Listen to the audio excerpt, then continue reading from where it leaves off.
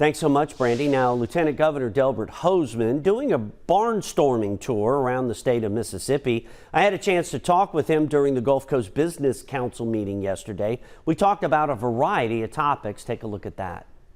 We have several of our committees are starting as well. One is on agriculture, which is really stumbling in Mississippi right now.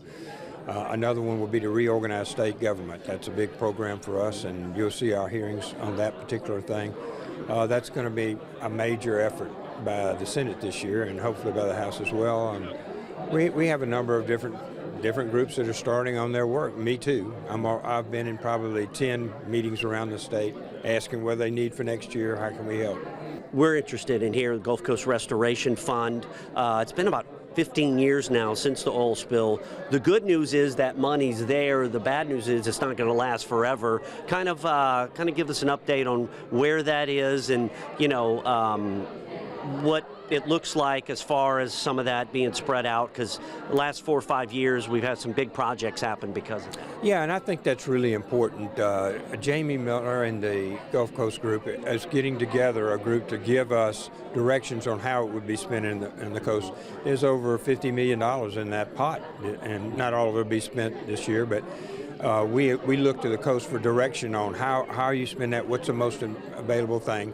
Like we bought a new industrial site 2 years ago that they're developing now, which will be long-term for the future. We'll get a company that'll come and be there. So there's some long-term planning, not just current things like that.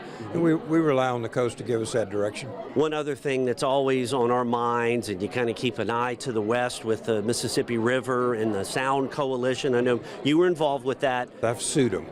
Right, as a matter of fact. Yeah.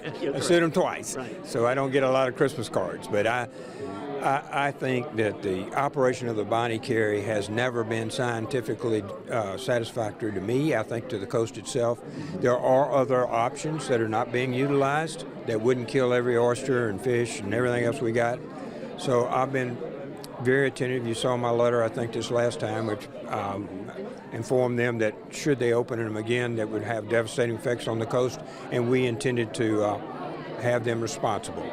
So that's still hanging, and we haven't resolved that yet. There's studies going on, there's litigation going on. You were saying you kind of go around the state talking about what you did, what's coming up. What are some of the big, I guess, ticket items, for lack of a better term, that you're hearing from not only here but from around the state? Well, we had a very conservative budget this year. In addition to cutting our taxes, our education system is now 15th or 16th in the country. Tremendous things on the coast. You see A-rated schools. Everything is going well. We're having some transportation inputs. So what I'm really concerned about is what's happening in Washington this week. Sometime between now and the 4th of July, they're going to change Medicare and Medicaid.